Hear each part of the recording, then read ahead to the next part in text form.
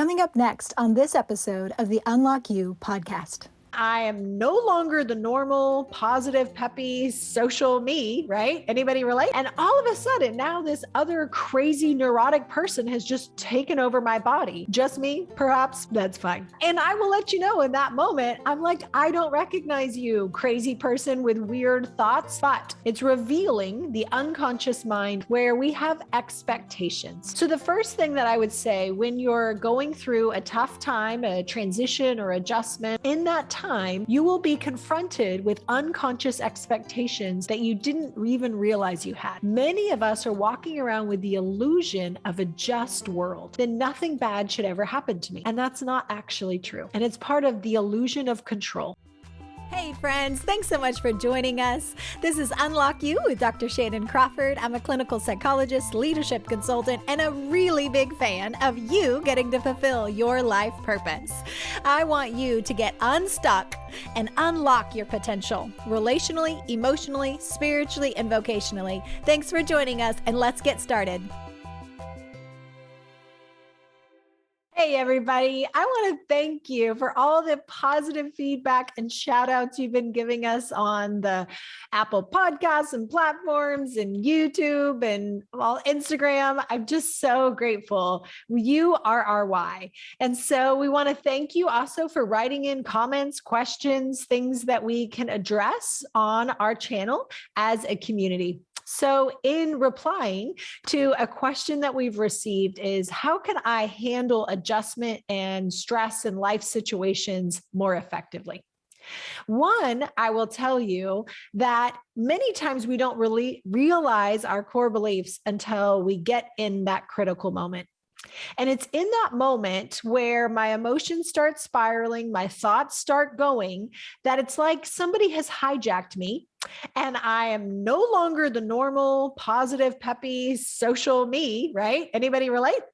And all of a sudden, now this other crazy, neurotic person has just taken over my body. Just me? Perhaps? That's fine. And I will let you know in that moment, I'm like, I don't recognize you, crazy person with weird thoughts. I'm normally so positive. But in that moment, it's revealing core beliefs that are down there. It's revealing the unconscious mind in any of our kind of fractured places inside where we have expectations. So the first thing that I would say when you're going through a tough time, a transition or adjustment or a trauma or something that's painful, let's say there's a job transition or you were in business and a partner has betrayed you, or maybe it was a romantic relationship and someone has ghosted or done something that has just broken your heart and they did something you thought they never would. In that time, you will be confronted with unconscious expectations that you didn't even realize you had. Many of us are walking around with the illusion of a just world, which means if I work hard enough, I pay my taxes, I go to work, I show up, I'm kind to others, then nothing bad should ever happen to me. And that's not actually true. It's an illusion, and it's part of the illusion of control. The illusion of control tells me if I can just do everything right, be perfect, look perfect, stay on that diet, achieve that education, get that degree, be the person in the C-suite or whatever it is, if I can get that relationship, then my world will be safe. And it's not true. Sometimes bad things just happen. And there's research that people who walk around with a belief that if I do everything right, and nothing bad will happen. But in reality, those people do not do well in times of stress and trauma and transition because it takes them out at the knees. There's a belief that has now been shattered. And so now it's very disorienting. And our limbic system, that emotional brain back in that hind part, is going to take over and hijack us. And that's that feeling of being the crazy person. And then there's other people who believe learned helplessness. What's the point? Bad things always happen to me. You know, why bother changing anything? Why get another job or try to get another relationship? Nothing's ever going to change. This is always the way it's going to be for me. For these people also, they don't fare very well in times of trauma adjustment and pivots because they are turning off the problem-solving region of the brain. Learned helplessness is the core belief that no matter what I do, it doesn't matter, it's not going to change. So whether you're on the Pollyanna side of believing that bad things aren't going to happen and you've been kind of insulated and you haven't gone through a ton of really terrible things, I would encourage you not to live in fear, but to just say, if when something scary, hard, overwhelming happens, I trust that I will be okay and I will walk through it and we'll take it a day at a time. And I'll start preparing myself with core beliefs of agency, power, potency, that I have influence over what happens when it happens, not if it happens. And on the other side, on the learned helpless side, we have core beliefs that literally turn off the region of the brain that helps you problem solve. When that is deactivated, you immediately are centered back in that emotional brain. The emotional brain gets so flooded that then we become apathetic. That's that feeling of like, oh yeah, see, happen again. I knew I would always be let go of jobs or relationships don't work out or another health condition. See, I knew it. It's almost like a protection mechanism that we resign into negative core beliefs as a way to not be shocked when bad things happen. But again, both populations do not do well with something that's pretty much guaranteed in this life. In this life, we will have heartache. Now that's positivity girl right here saying, between you and I, we're going to have stuff. So the third population, this is the one that actually survives the best. When they did research on prisoners of war, they found that those that had excitement and hope that it's going to happen right away, we're going to get rescued, we're going to get out of this situation, those people became depressed and even suicidal at certain points, because when you put all of your hope in a time frame, in an urgency and an expectation that it's going to look like this, it becomes very low and plateauing. So let's say you're in a financial situation and you're just trying to pay off that debt and cancel all the things and build that business, or you're trying to get in that marriage and trying to fix this situation with your kid. If you put a time frame and urgency, a fairness on that expectation, you're more likely to get crushed by the delay, by the disappointment, by things not going according to plan. On the other side, the prisoners of war who held on to the belief that it doesn't matter. No matter what we do, no one's coming, no one's going to rescue, it's not going to change. They equally went into depression and became very apathetic and resigned to their position, not even being willing to run away when they had the opportunity. The third population is the one we want to be. It's the belief that hope is still possible in the middle of not knowing the time frame. Hope is possible in the middle of waiting and delay and opposition and obstacle. In the middle of that, I'm not putting my hope in the time frame, in the how. You wouldn't believe how many people I've worked with in the couple space that they go, oh, if I can just get my spouse and get our marriage back, or if I can just get married, or if I can just get this degree, if I can just become an entrepreneur, if I can just, and they're always creating a fantasy that this thing out here is going to create the happiness, the fulfillment, the sense of purpose in life. Your joy can't be outside waiting for this. Your joy is an internal reality, a hope that is larger than your circumstances, to say, I'm going to hold on to hope and belief in the middle of contrary circumstances. Now that's an internal work. Many of us know that, you've been listening to this channel, you know that consciously, but it's in the moment when life hits you and you feel like your knees just got knocked out from under you and you're like catching your breath going, oh my gosh, I'm hearing a negative Nancy go, see, that always happens to me. That always happens to people in my family or my race or my gender or my age or my whatever.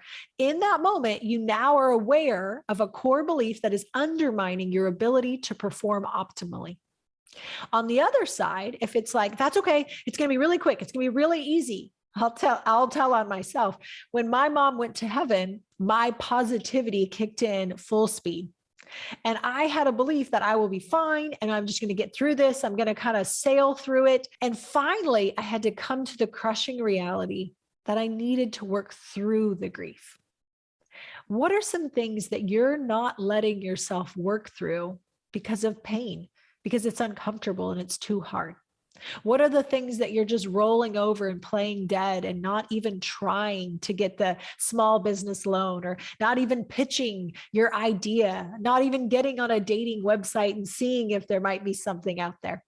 What are the areas in your life where you're getting stuck and you're not staying in this sweet spot in the middle? We will have heartache. Things will happen, but they can also turn together for good. So expectation wise, if I can hold hope, not based on circumstance or time frame, but I can hold hope that it will turn for good, that it is coming, whatever it is. My hope is not in that. My hope is that life is good and it will turn good and the ship will right again. But I can believe that that's still coming even in the middle of obstacles. And the fascinating thing is most innovative, creative opportunities, entrepreneurs, all of these things have been in an environment of opposition. We were in the place of darkness when Edison and whoever may have been on his team, I have no idea, came up with the 100th effort of finally saying, that's the light bulb. There was a lot of failure before getting to the light bulb. There was a lot of opportunity to give up before we went to outer space. There was a lot of opportunity to give up on the field of psychology when it was burgeoning as something new. And it's like, it's not physiology. It's not the anatomy of the body. It's the intangible of a soul that can't be measured. It can't be weighed. And yet we know that it's there, because a body without a soul is just a corpse. A body with a soul is a human creative agency that's willing to love and sacrifice and invest into others. We are made for so much more, but we really have to identify, what are my expectations in life? What is the narrative of what I'm telling myself about this situation? How do I tell the story is really important. You'll listen for things like, they did this to me. They fired me. They rejected me. He did this. She did this. This organization, this church, this denomination, this business, this happened to me, which is revealing extrinsic locus of control. It's a fancy term that means I am placing the responsibility and onus of my life on an external source. So I'm in essence a pawn or a victim. And that also leads to feelings of learned helplessness. No matter what I do, it's not going to change because they did this. The economy did this. The government, this certain political party did this to me. Versus intrinsic locus of control. That's the fancy term that just means the inside of me is saying, okay, this is the cards that are dealt. I like or don't like it, but now what do I choose to do with it? In moments where we have opposition, we fail, we're unfairly treated, in that moment, you can now tell yourself a story. Be mindful. Are you the victim? Are you the person that you need to feel sorry for and constantly looking for that false victimhood identity label confirmation that you were wrongly treated? Now, let me pause. There's a time to grieve. That's very productive. What I'm talking about is a narrative, an inner voice, a talking about something where they've done something wrong to you. And I'll say, even for myself, I thought if I did all the right things, expectation, then nothing bad would ever happen. And when I got fired from a job where I was planning to do a muffin party and honor everybody and do this great job to end well that season, and then I get fired out of the blue in just world, that shouldn't have happened, right? And they did that to me. Or do I have the opportunity to say, okay, these are the cards that I'm dealt. Now I have 2 extra weeks to prepare before I was going to start my business anyway. Now I can focus on rest, rejuvenation, getting my books in order, my computers, DBA, everything established. And now this gives me more time. It's an opportunity. But in the moment of being fired, I literally felt like I was going to walk around the world with an F etched onto my forehead, and everyone in the world would know that I have been fired. If that's the narrative that we walk around with and you perpetually are the victim in the story that you're telling, you will create glass ceilings, because if you're a victim, it doesn't ever work out for you. So why would you risk? Why would you start that business? Why would you start dating that person? Why would you go and initiate this new community group and engage in new spheres of influence if it's never going to work out because you've self-identified as a victim? On the other side, if you say, I am resilient, I am good at coping. That was really hard. That's unjust. I don't like what happened, but here's what I choose to do with it. Now, remember brain regions. When I say the statement choose, you're naturally activating the problem-solving region of the brain. So 5 people could go through the exact same situation. One person go into self-defeat and fear and poor me and self-pity, and they create their glass ceiling. They live a small marginal life. Other person might go, okay, I'm going to make this happen really quick. And they create unrealistic expectations that it's going to be really fast. And I'm going to be a millionaire in the first year of business. And, maybe that happens, but often it doesn't. And so I can create these elevated expectations that I'm going to finally get married. And I'm going to be the happiest person. And then I'm never going to feel sad or lonely again. That's also probably not going to happen. There's good days and there's bad days, and no matter what course you have.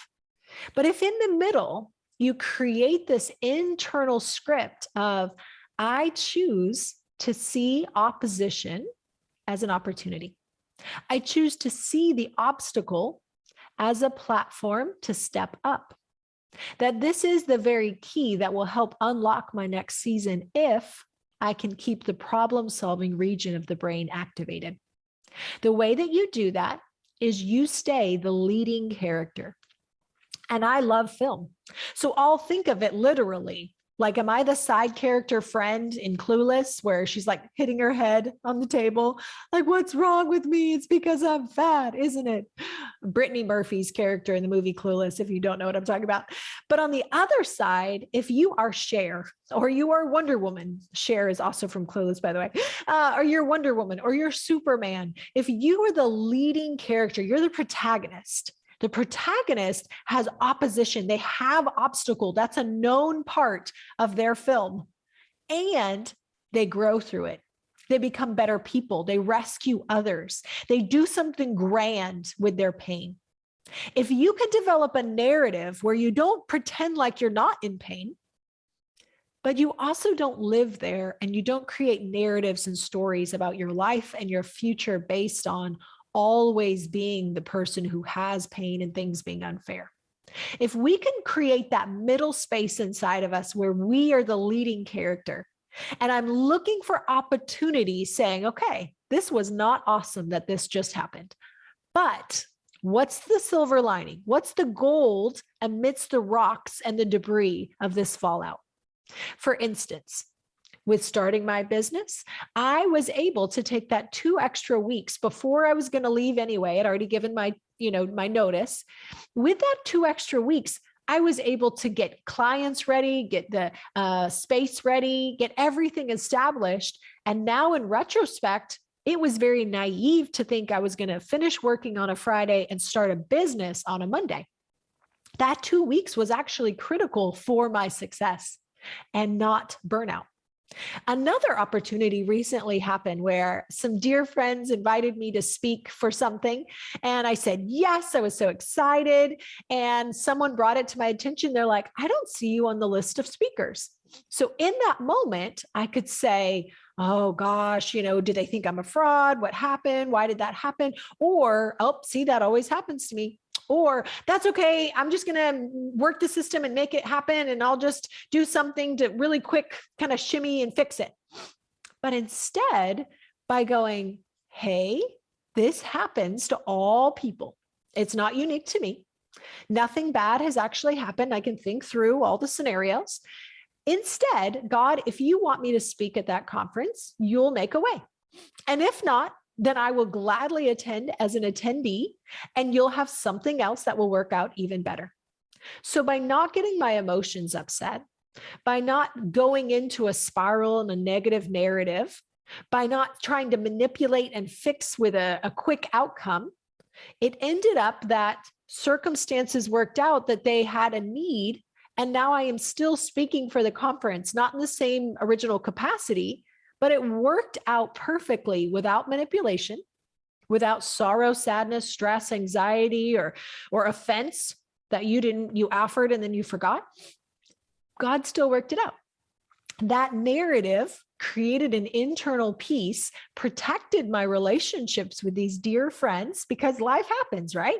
I don't want to hold them to a standard of perfection that I can't live up to. How about you? We all kind of make mistakes, right? So what narrative am I telling? If your narrative leads to you feeling empowered, you're going to stay in the wise brain.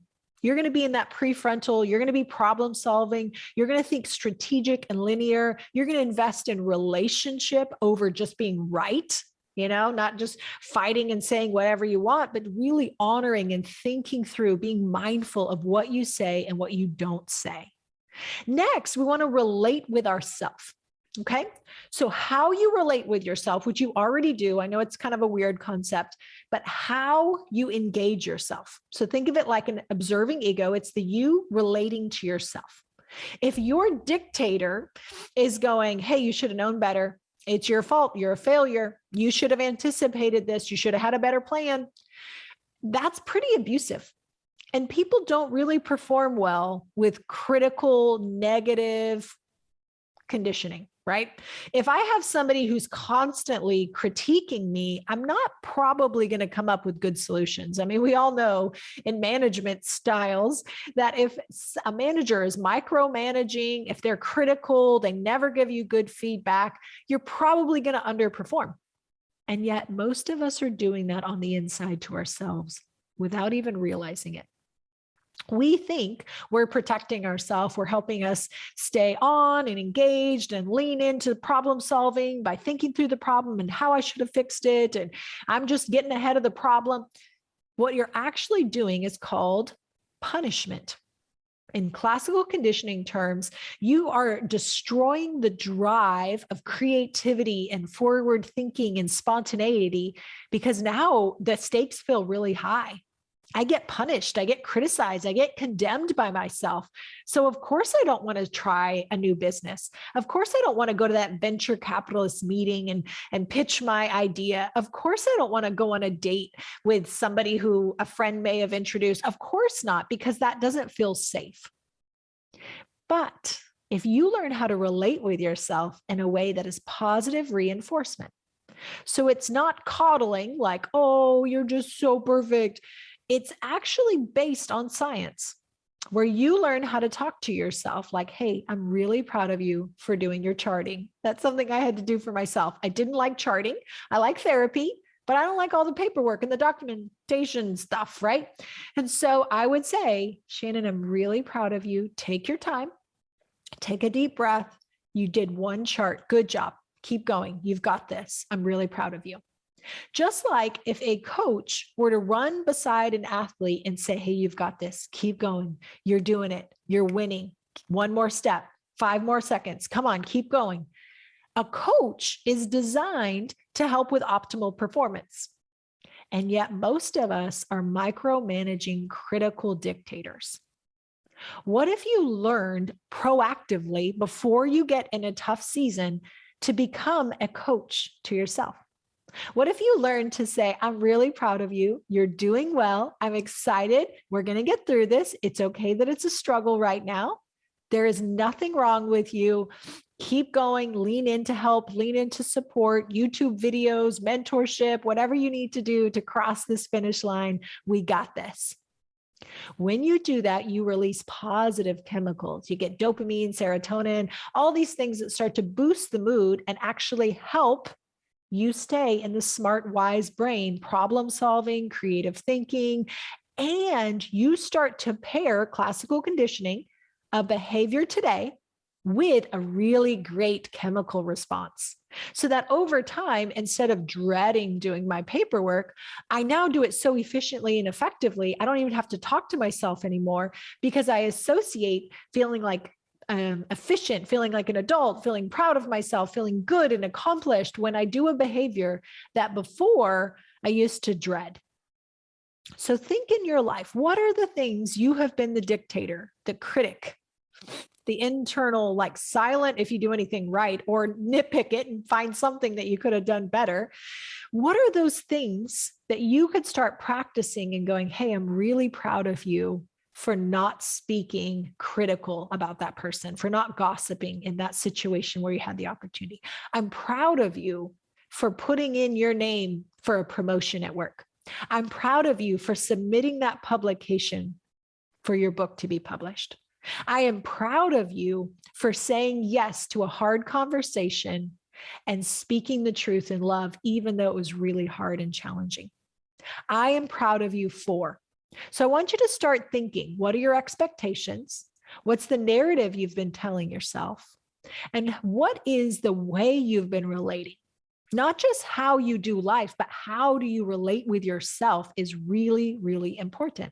You want to start peeling apart, am I being a dictator or am I being a really helpful coach with positive reinforcement so that when life gets hard, I can now, as a coach, say, hey, buddy, you need to rest, right? You need RICE, which is rest, ice, compression, elevation. We all know that from sports growing up.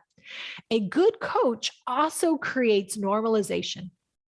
When you're struggling, the dictator says you should be fine. I don't care if you're going through a bankruptcy or a financial crisis or a divorce. I don't care if you're in school and you're really stressed and you're trying to toggle between all these life responsibilities. Too bad, get it together. A dictator doesn't care about you. But a coach does. A coach wants longevity of performance, not just immediate demand and expectation of the next task. So if you can look at, am I being a dictator who is just trying to get it done, drink more coffee, just stay up. It doesn't matter how you feel. Don't get a walk. Don't take a break. Don't go on that date or have fun or paint or do something that gives you life. Just get the task done. Or are you the one that's doing the long game and creating normalization? Normalize the fact that you're a finite being. I'm in a season right now where I'm having to really adjust time and schedule and responsibilities. And I'm sure many of you are as well. We had 2020, which was kind of like a restful and anxious, weird season, right? We had a lot less work, but a lot more psychological work. And so now my life, like many of you, it's pretty full and it's packed and there's wonderful things, but all of those good things are competing. So on Monday, I saw 5 or 6 people straight, no breaks. And then I taught for 3 hours. And so I get home about 10-ish. So full day, no breaks. Tuesday, again, full therapy day. I go to a gala. It's fantastic, but it's tons of peopling, which on one side, as an extrovert, is rejuvenating. But on the other side, how many of my introvert friends know it still takes energy, even though it's good energy. And then Wednesday, I saw 11 patients back to back to back to back with no breaks, which is not good. I don't recommend it. I'm just saying reality, right? So Thursday morning, I'm like, okay, let's go to the task. We're going to write this book. You know, I'm working on a fiction allegory to tell the restoring self-cohesion story in the midst of espionage and romance. So it's a fun story that you can identify with, but also get psychological keys and tips while you do it. And then I'm going to work on an e-course to make all of that now have results-driven leadership consulting. All of those things. On Thursday, I was a limp noodle. I put about 12,000 gallons of caffeine in this body. And now this is just yesterday.